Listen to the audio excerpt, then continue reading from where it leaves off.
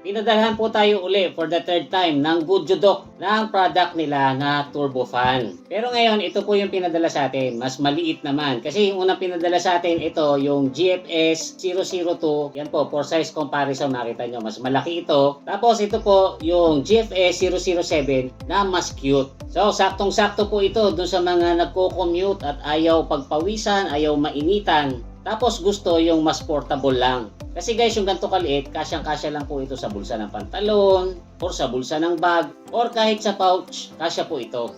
Pero kahit po ito ay cute, siyempre malakas ito at maganda rin yung pagkakagawa. Ang switch po ng on-off nito ay nandito sa likod. Tapos ang una pong lalabas dito sa harap ay kung ilan pa yung charge niya. Then susunod niya ipapakita kung anong number yung speed. Sa baba naman po nitong LED display ay makikita nyo yung plus at saka minus sign. Diyan po kayo mag-a-adjust ng speed from 0 to 100. So ito po number 1 yan. Ayan, makita nyo.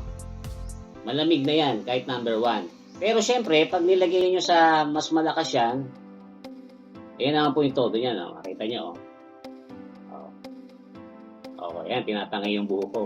Ang maganda dito guys, tahimik lang po ito, 25 decibels lang. Tapos guys, pag i-charge nyo na, yung charging port niya na Type-C ay nahandito po sa may taas ng on-off switch. Ang battery capacity naman po nito ay 4,000 milliamperes na pwede nyong magamit ng up to 14 hours. Kung ilalagay nyo lang po yung speed sa 1. Pero kung ilalagay nyo po sa 100, kaya pong ibabad ito ng hanggang 4 na oras. Murang-mura lang ito guys, less than 500 pesos. So perfect po ito pang gift or pang giveaway. Lalo ngayong papasok na ang Christmas season. So kung wala pa po kayo nito or gusto nyo magkaroon ng kahit anong mga product ng Goodjudok, katulad nitong desk fan nila or itong mas malaking turbofan, i-click nyo lang po yung link sa may comment section para doon kayo makabili sa official store.